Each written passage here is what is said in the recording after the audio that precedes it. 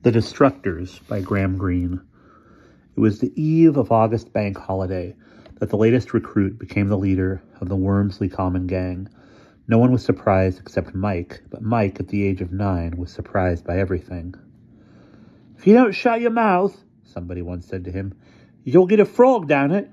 After that, Mike kept his teeth tightly clamped, except when the surprise was too great.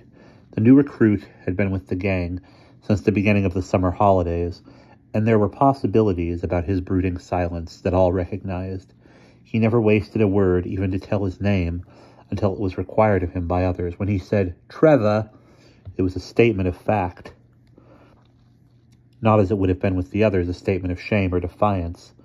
Nor did anyone laugh except Mike, who, finding himself without support and meeting the dark gaze of the newcomer, opened his mouth and was quiet again. There was every reason why T, as he was afterward referred to, should have been an object of mockery.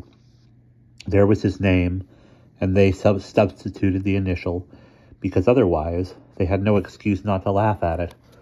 The fact that his father, a former architect and present clerk, had come down in the world, and that his mother considered herself better than the neighbors. But what but an odd quality of danger, of the unpredictable, established him in the gang without any ignoble ceremony of initiation. The gang met every morning in an impromptu car park, the site of the last bomb of the first Blitz. The leader, who was known as Blackie, claimed to have heard it fall, and no one was precise enough in his dates to point out that he would have been 1 year old and fast asleep on the down platform of Wormsley Common Underground Station. On one side of the car park leant the first occupied house, number 3 of the shattered Northwood Terrace. Literally leant, for it had suffered from the blast of the bomb, and the side walls were supported on wooden struts. A smaller bomb and incendiaries had fallen beyond, so that the house stuck up like a jagged tooth and carried on the further wall relics of its neighbor, a dado, the remains of a fireplace, T, whose words were almost confined to voting yes or no to the plan of operations proposed each day by Blackie, once startled the whole gang by saying broodingly, "Wren built that house," father said. "Who's Wren?" "The man who built St. Paul's." "The man who built St. Paul's." "Who cares?" Blackie said. "It's only Old Misery," whose real name was Thomas, had once been a builder and decorator. He lived alone in a crippled house, doing for himself. Once a week, you could see him coming back across the common with bread and vegetables, and once, as the boys played in the car park, he put his head over the smashed wall of his garden and looked at them. "Been to the lab?" one of the boys said, for it was common knowledge that since bombs fell, something had gone wrong with the pipes of the house, and Old Misery was too mean to spend money on the property. He could do the redecorating himself at cost price, but he had never learnt plumbing. The lab was a wooden shed at the bottom of the narrow garden, with a star-shaped hole in the door. It had escaped the blast, which had smashed the house next door and sucked out the window frames of number 3. The next time the gang became aware of Mr. Thomas was more surprising. Blackie, Mike, and a thin yellow boy, who for some reason was called by his surname Summers, met him on the common coming back from the market. Mr. Thomas stopped them. He said glumly, "You belong to the lot that play in the car park?" Mike was about to answer when Blackie stopped him. As the leader, he had responsibilities. "Suppose we are," he said ambiguously. "I got some chocolates," Mr. Thomas said. "Don't like 'em myself. Here you are. Not enough to go round, I don't suppose. There never is," he added with somber conviction. He handed over 3 packets of Smarties. The gang was puzzled and perturbed by this action, and tried to explain it away. "Bet someone dropped them and he picked them up," somebody suggested. "Pinched them and then got in a bleeding funk," another thought aloud. "It's a bribe," Summers said. "He wants us to stop bouncing balls on his wall." "We'll show him we don't take bribes," Blackie said, and they sacrificed the whole morning to a game of bouncing that only Mike was young enough to enjoy. There was no sign of Mr. Thomas.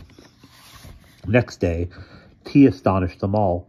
He was late at the rendezvous, and the voting for that day's exploit took place without him. At Blackie's suggestion, the gang was to disperse in pairs, take buses at random, and see how many free rides could be snatched from unwary conductors. The operation was to be carried out in pairs to avoid cheating. They were drawing lots for their companions when T arrived. "Where you been, T?" Blackie asked. "You can't vote now. You know the rules." "I've been there," T said. He looked at the ground as though he had thoughts to hide. "Where?" "Old Misery's." Mike's mouth opened and then hurriedly closed again with a click. He had remembered the frog. "At Old Misery's?" Blackie said. There was nothing in the rules against it, but he had a sensation that T was treading on dangerous ground. He asked hopefully, "Did you break in?" "No, I rang the bell." And what did you say?" "I said I wanted to see his house." "What did he do?" "He showed it me." "Pinch anything?" "No." "What did you do for it then?" The gang had gathered round. It was as though an impromptu court were about to form and try some case of deviation. T said, "It's a beautiful house." And, still watching the ground, meeting no one's eyes, he licked his lips, first one way, then the other. "What do you mean, a beautiful house?" Blackie asked with scorn. "It's got a staircase 200 years old, like a corkscrew. Nothing holds it up." "What do you mean, nothing holds it up? Does it float?" "It's to do with opposite forces," Old Misery said. "What else?"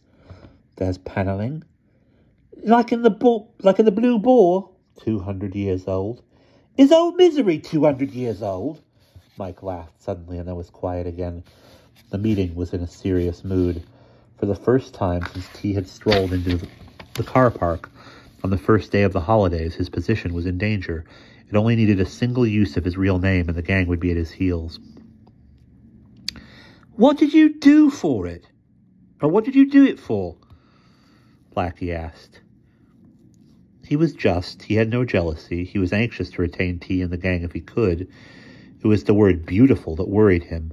That belonged to a class world that you could still see parodied at the Wormsley Common Empire by a man wearing a top hat and a monocle with a ha-ha accent. He was tempted to say, "My dear Trevor, old chap," and unleash his hellhounds.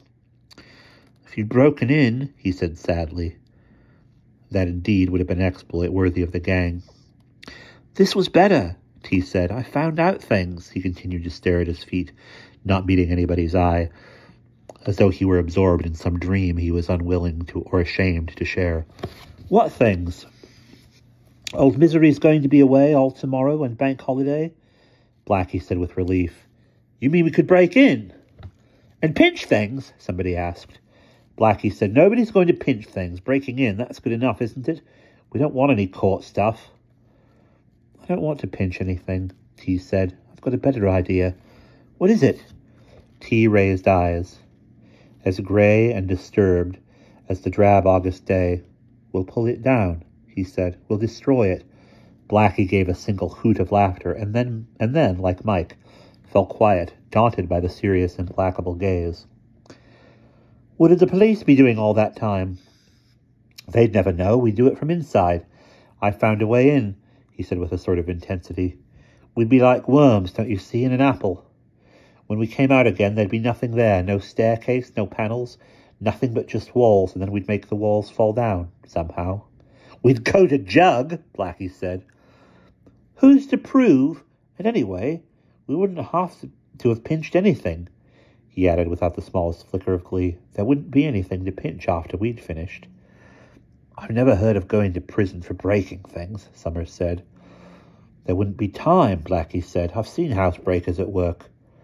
"There are 12 of us," T said. "We'd organize." "None of us know how." "I know," T said. He looked across at Blackie. "Have you got a better plan?" "Today," Mike said tactlessly, "we're pinching free rides." "Free rides," T said. "Kid stuff." "You can stand down, Blackie, if you'd rather. The gang's got to vote."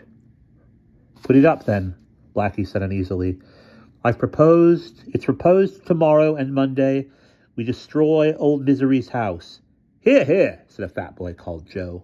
Who's in favor? T said, it's carried. How do we start? Summers asked. He'll tell you, Blackie said.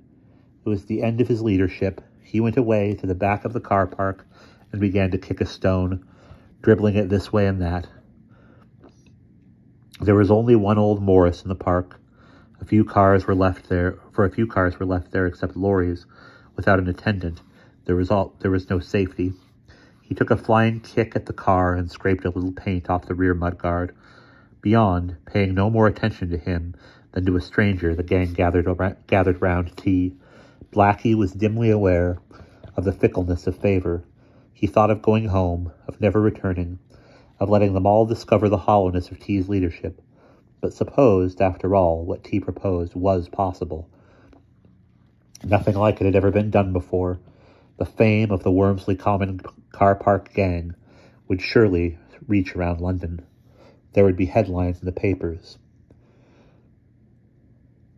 Even the grown-up gangs, who ran the betting at the all-in wrestling, and the Barrow Boys would hear with respect how old Misery's house had been destroyed, driven by the pure, simple, and altruistic ambition of fame for the gang.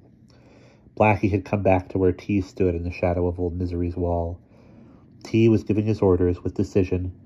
It was as though this plan had been with him all his life, pondered through the seasons, now in his 15th year crystallized with the pain of puberty. You, he said to Mike, bring some big nails, the biggest you can find, and a hammer.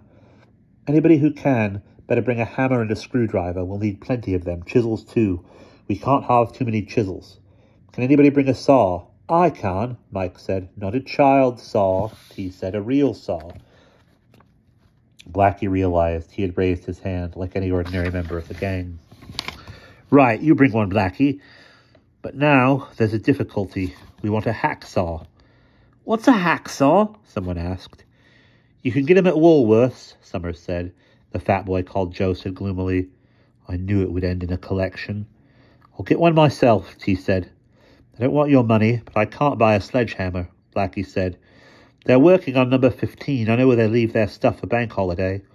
That's that then, T said. We meet here at 9 sharp.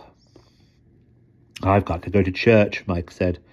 Come over the wall and whistle. We'll let you in. And we'll pause there.